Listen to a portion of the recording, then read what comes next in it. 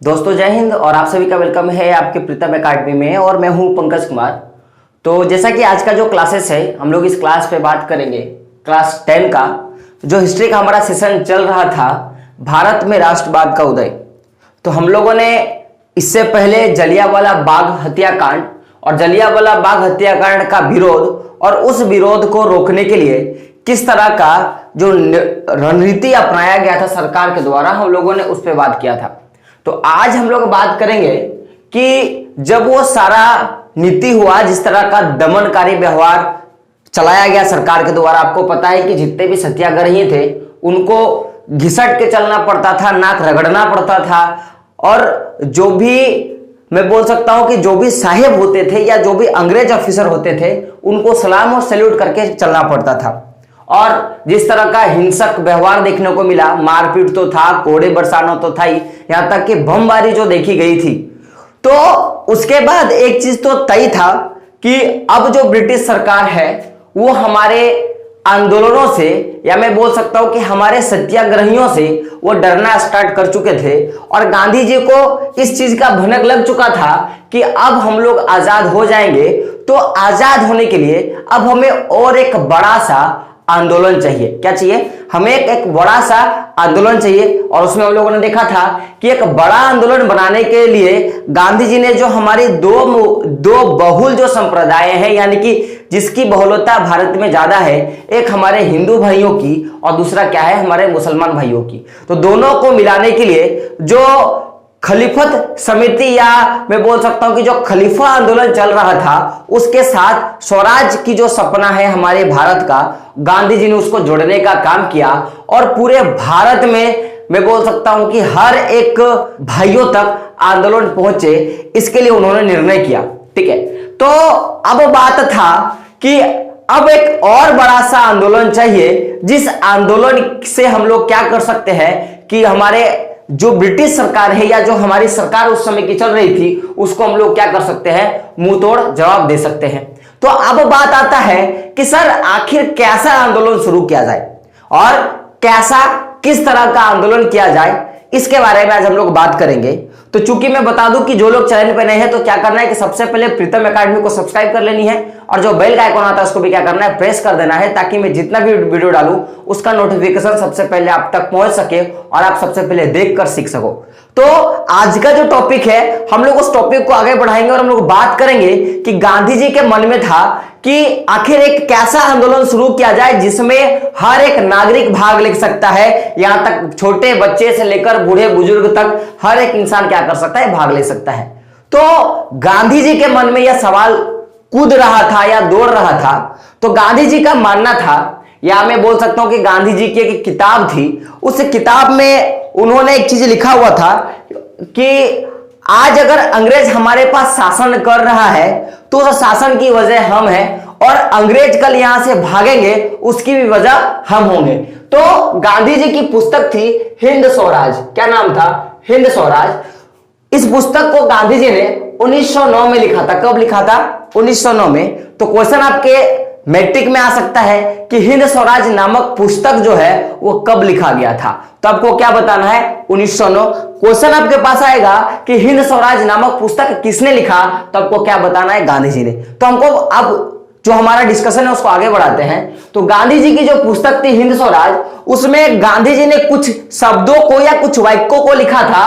तो उनमें से जो पहला वाक्य था, गांधी जी का जो वाक्य था, उसमें गांधी जी ने लिखा हिंद स्वराज नामक पुस्तक में कि भारत में ब्रिटिश शासन जो है वो भारतीयों के सहयोग से ही स्थापित हुआ है, और यह शासन इसी सहयोग के कारण ही चल पा रहा है। बात तो सही है।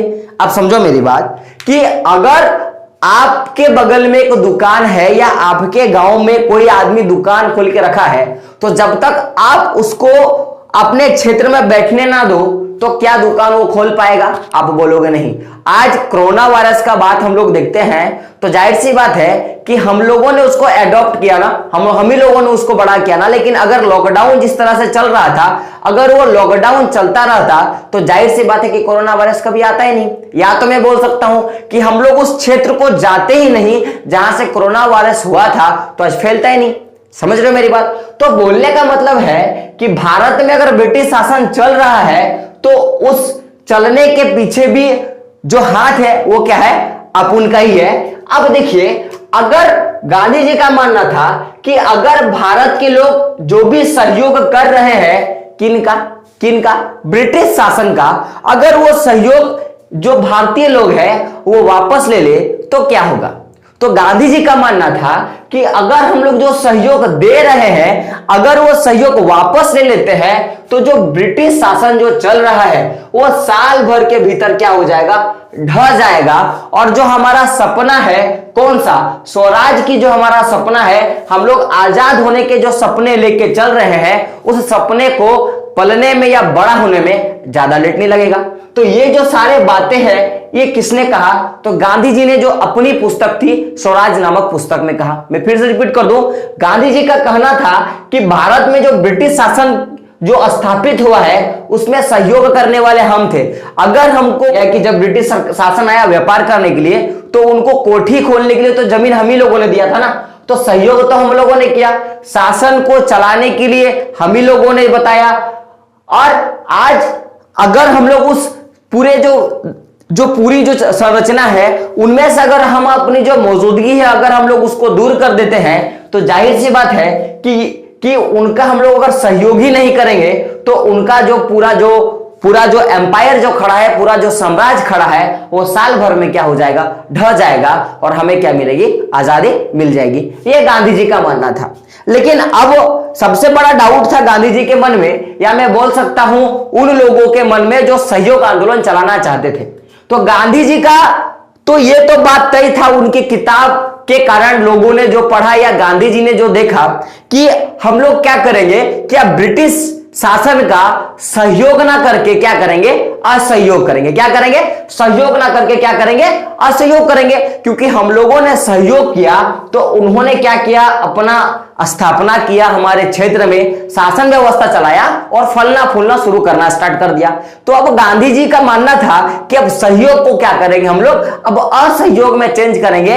यानी कि जितनी सारी हम लोग सुविधाएं उनको दे रहे थे, जितना ज्यादा हम उनका सपोर्ट कर रहे थे, अब वो सपोर्ट क्या कर दिया जाएगा, बंद कर दिया जाएगा।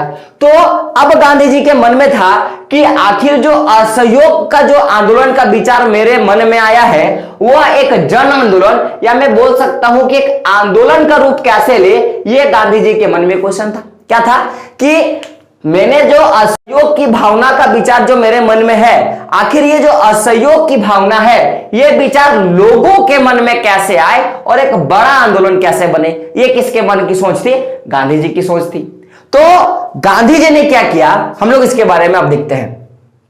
गांधी जी का सुझाव था कि अगर हम लोग जो भी असहयोग करेंगे उसको हम लोग अचानक नहीं करेंगे। क्या करेंगे, हमारे मन में जो असहयोग की भावना चल रही है हम लोग उसको क्या करेंगे, अचानक नहीं करेंगे। हम लोग क्या करेंगे, धीरे धीरे, क्या मैंने बोला कि धीरे धीरे हम लोग असहयोग आंदोलन को चलाएंगे। यानी कि चरणबद्ध तरीके से हम लोग क्या करेंगे कि असहयोग आंदोलन को चलाने का काम करेंगे।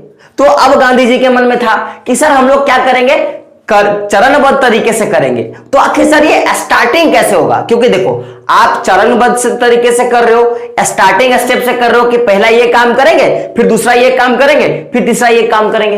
तो अब गांधी जी के मन में सवाल था, या जो लोग इस आंदोलन के बारे में सोच रहे थे उनका सवाल था कि आखिर ये जो चरणबद्ध तरीका होगा उसमें पहला काम क्या किया जाएगा। क्या था कि पहला काम क्या किया जाएगा। तो गांधी जी ने बोला कि सबसे पहले हम लोग क्या करते हैं ना, कि जितने भी पदवी हमें दिए गए हैं, क्या जितने भी हमें सरकार के द्वारा पदवी दिया गया है उन पदवियों को हम लोग क्या करेंगे, उनको वापस लौटाने का काम करेंगे। क्या करेंगे, जितने भी पदवी हमें दिया गया है उनको वापस लौटाने का काम करेंगे।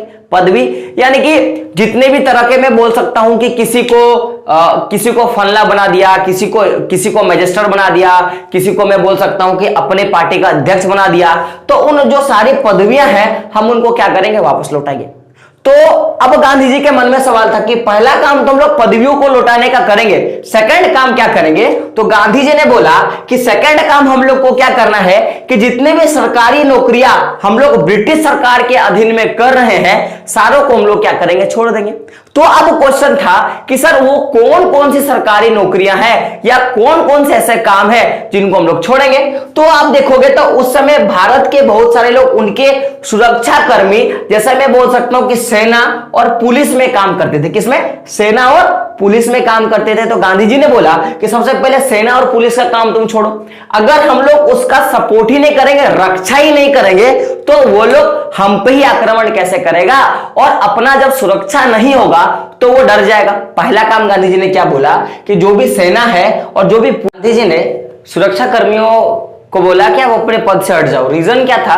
ताकि अगर सुरक्षा कर्मी पद से हट जाएंगे तो उससे जो ब्रिटिश सरकार की जो सुरक्षा विभाग है वो क्या हो जाएगा? ढीला हो जाएगा।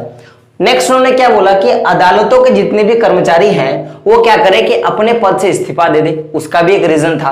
तो कारण क्या था कि अगर अदालत से जो ब्रिटिश सरकार के अधीन जो कर्मचारी हैं जो अदालत पे काम कर रहे हैं, तो अगर वही नहीं रहेंगे तो फिर वो मुकदमा कैसे चलाएगा? ये एक बड़ा रूल था। दूसरा उन्होंने क्या बोला कि विधायी परिषद से जो सदस्य हैं वो क्या करें कि अपने आप को हटा ले। रीजन क्या था कि अगर कानून व्यवस्था बनाने में अगर खुद का ही आदमी नहीं रहेगा तो वो फिर कानून व्यवस्था कैसे बनाएगा? क्योंकि आपको पता है कि लंका में अगर राम ने अपना राजत्व जीता या लंका को जीता तो उसका सबसे बड़ा मेन जो काम था वो किसने किया था? विभीषण ने। क्योंकि विभीषण को उसका भेद के बारे में पता था। तो गांधी जी ने बोला कि अपने भेद को नहीं बताना है, इसीलिए आप क्या करो कि जो विधायी परिषद है उससे आप अपने को हटा लो। साथ में अगर स्कूल में बच्चे पढ़ेंगे नहीं तो फिर उनको पैसा कैसे आएगा? या स्कूल में बच्चे नहीं पढ़ेंगे तो उनकी जो संस्कृति है वो कैसे सीखेंगे? इन सभी के कारणों ने क्या किया कि गांधी जी ने बोला कि सरकारी नौकरियां हो या कुछ भी हो, उन सब चीजों से क्या करो कि आप क्या करो? उनको छोड़ दो। साथ में गांधी जी का मानना था कि इन सभी चीजों से तो आप उनको कुछ हद तक बांध सकते हो, अगर उनको ज्यादा मात्रा में बांधना है तो उसके लिए सबसे बड़ा चीज क्या करना पड़ेगा कि उनकी जितनी भी सारी वस्तुएं हैं, जो भी विदेशी वस्तुएं हैं, उनका क्या करना पड़ेगा? आपको बहिष्कार करना पड़ेगा। तब जाके आप क्या कर सकते हो कि उनको हटा सकते हो।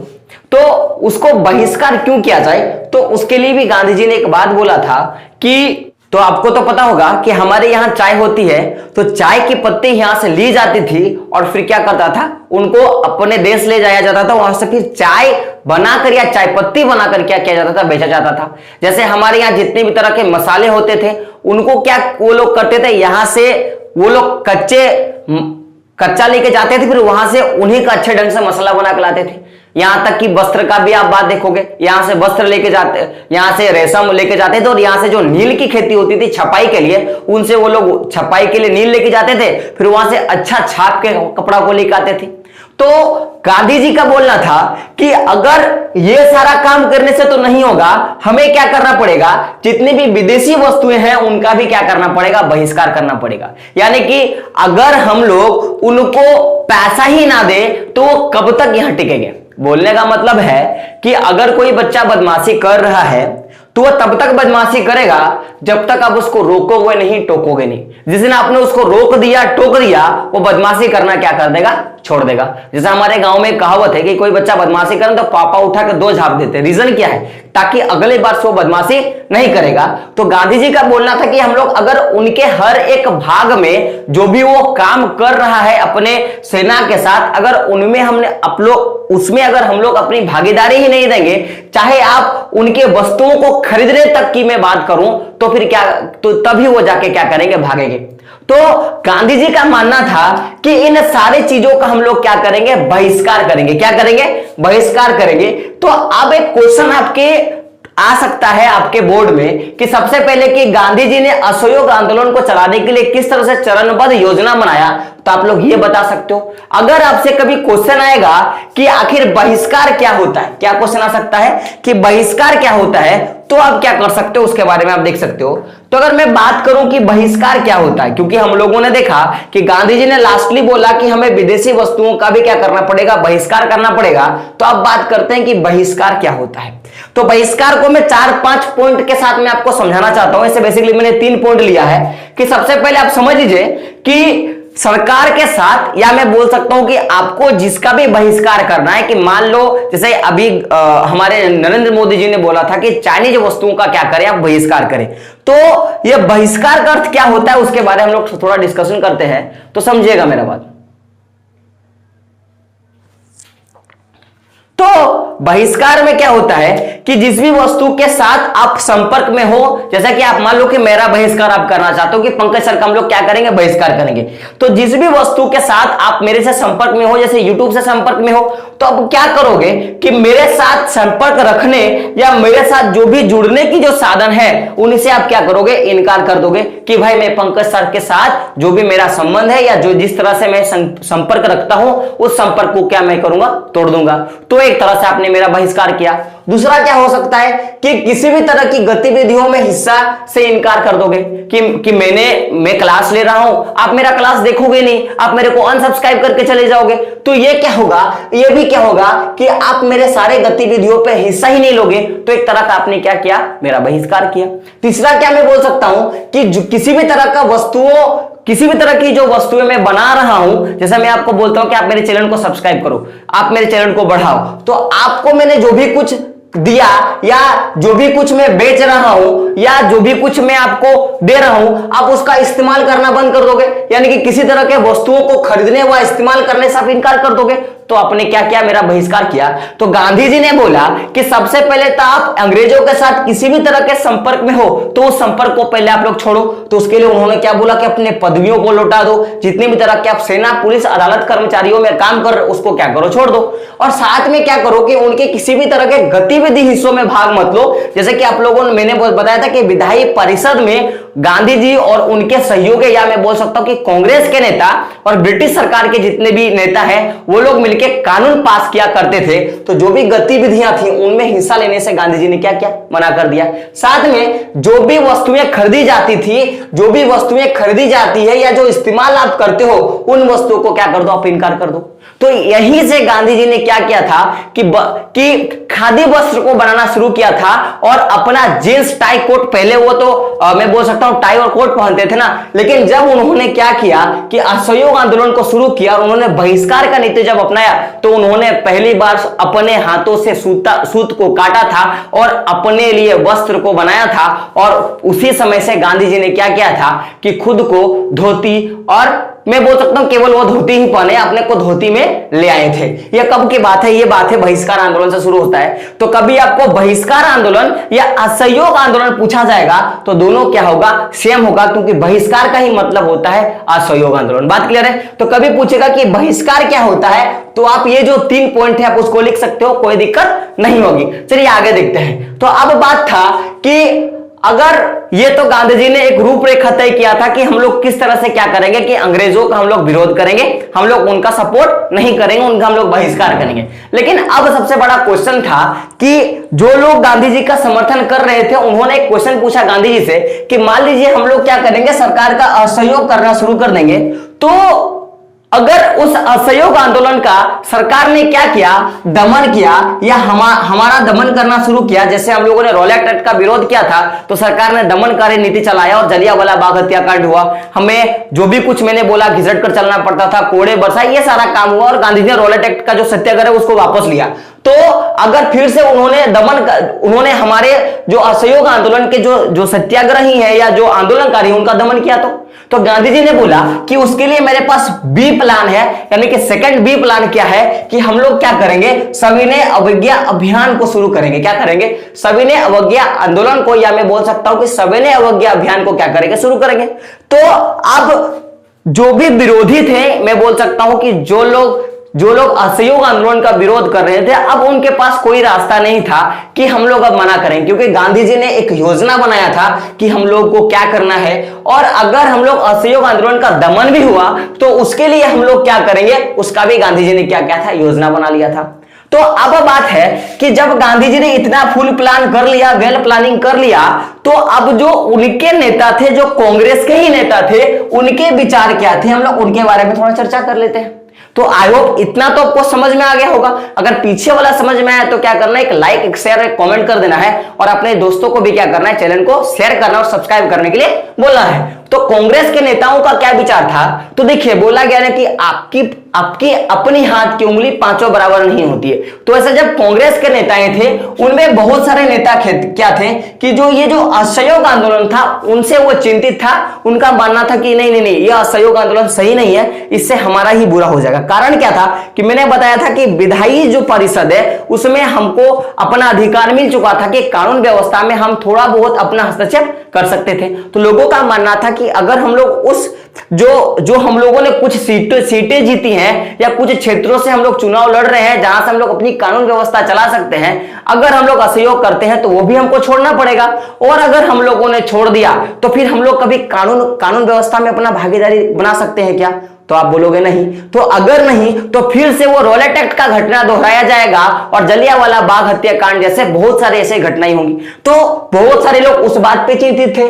तो यहां पे सबसे बड़ा मसला था कि नवंबर 1920 का, यह बात याद रखिएगा कि नवंबर 1920 में विधायी परिषद के लिए फिर से चुनाव होने वाला था कि अब जो कानून परिषद बनेगा उसमें कुछ लोग फिर से खड़े होंगे। तो बहुत से लोगों का मानना था कि अगर नवंबर 1920 में जो विधायी परिषद के लिए जो फिर से जो चुनाव होने वाले हैं, अगर हम लोग उनका भी बहिष्कार कर दिए तो हमारे पास जो जीता जो हमारे पास साधन है उसको भी क्या करेंगे, हम लोग हाथ से धो बेतेंगे। मैंने उसका कारण भी मैंने आपको बताया। तो ये एक सबसे बड़ा कारण था जिसके कारण जो कांग्रेस के जो ज्यादातर नेता है वो लोग हिचकिचा रहे थे। और दूसरा जो कारण था कि मान लिया जाए कि जिस तरह हम लोगों ने उनका मैं बोल सकता हूं को सपोर्ट नहीं किया रॉलेट एक्ट के कानून में, तो जलियांवाला बाग हत्याकांड हो गया।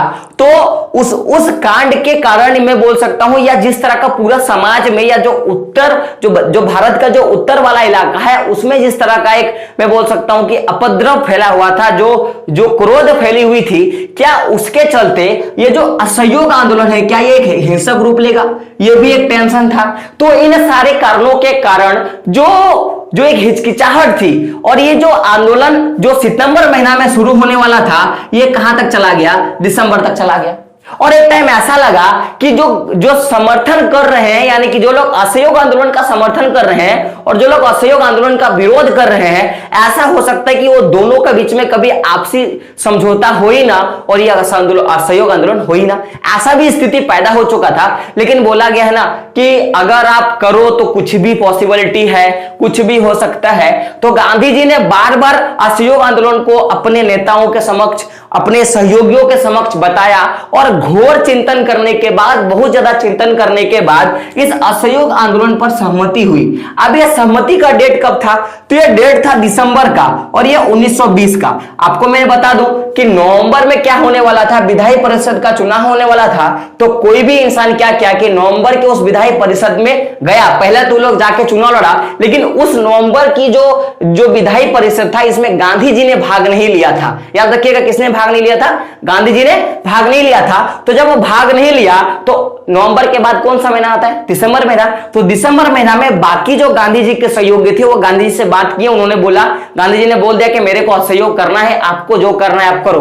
तो फिर बाकी ने क्या किया कि दिसंबर 1920 में असहयोग आंदोलन को अपने यहां से मंजूरी दे दिया कि हम लोग भी आपका समर्थन करेंगे।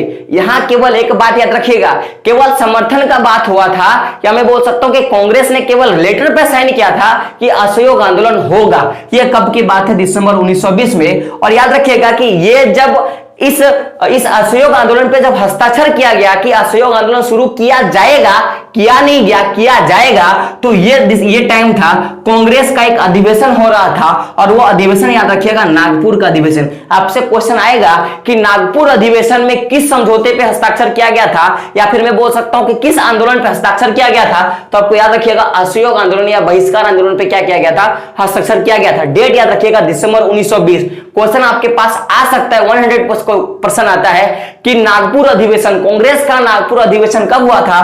तो आप ये डेट याद रखिएगा 9 दिसंबर 1920 में। तो यहां तक तो हम लोगों ने देखा कि स्वीकृति मिली, असहयोग आंदोलन की स्वीकृति मिल गई, लेकिन अभी भी असहयोग आंदोलन को शुरू नहीं किया गया था।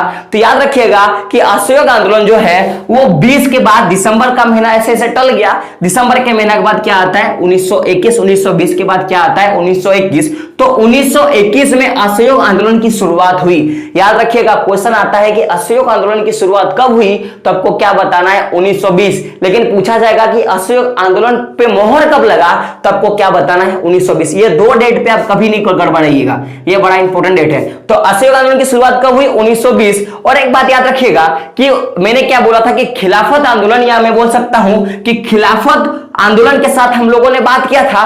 तो इस आंदोलन में खिलाफत आंदोलन के जितने भी समर्थक है और जो असहयोग आंदोलन के जितने भी समर्थक है, दोनों ने मिलकर क्या किया, इस असहयोग आंदोलन को चलाने का काम किया। और मैं आपको बता दूं कि जिस तरह से रॉलेट एक्ट का जब विरोध किया गया था, तो ये जो पूरा जो वाक्य था उसमें केवल शहर तक ही हम लोग सीमित थे। लेकिन जैसे ही यह असहयोग आंदोलन शुरू हुआ तो देश का हर एक कोनों से लोग, हर एक विभिन्न संप्रदाय के लोग, जाति के लोग इस आंदोलन में भाग लिए और इस आंदोलन को बड़ा करने का ट्राई किया। तो हम लोगों ने अभी तक जो कुछ देखा, हम लोगों ने इस पे असहयोग आंदोलन का वाद और विवाद के बारे में चर्चा किया। अब हम लोग देखेंगे कि 1921 में जब असहयोग आंदोलन शुरू हो गया, शुरू हुआ 1921 में, उसके बाद का घटनाक्रम क्या था हम लोग वो अगले वीडियो में देखेंगे। तो आई होप आपको आज का वीडियो अच्छा से समझ में आ गया होगा। नहीं आया होगा तो कमेंट में बताइएगा, मैं फिर से ये क्लास में लेने का ट्राई करूंगा, क्योंकि ये बड़ा इंपॉर्टेंट है। पीछे का जो असहयोग आंदोलन, खिलाफत असहयोग आंदोलन, और मैं बात कर सकता हूं कि सविनय अवज्ञा आंदोलन, यहां तक कि भारत का स्वराज होना, वो सारा आप देख सकते हो। तो हम लोग देखेंगे पिछले क्लास में कि शहरों पर, बगानों पर या भारत के और क्षेत्रों में असहयोग आंदोलन का क्या प्रभाव था, हम लोग उसके बारे में चर्चा करेंगे। तो आई होप, मैं फिर से बोल रहा हूं कि जो लोग चैनल पे नए हैं तो क्या करना है कि प्रीतम एकेडमी को सब्सक्राइब कर लेना है और बेल का आइकन प्रेस करना है और इस वीडियो को आपके दोस्तों तक पहुंचाना है। तो दोस्तों मिलते हैं अगले वीडियो में, तब तक के लिए जय हिंद, जय भारत और आपका दिन शुभ हो।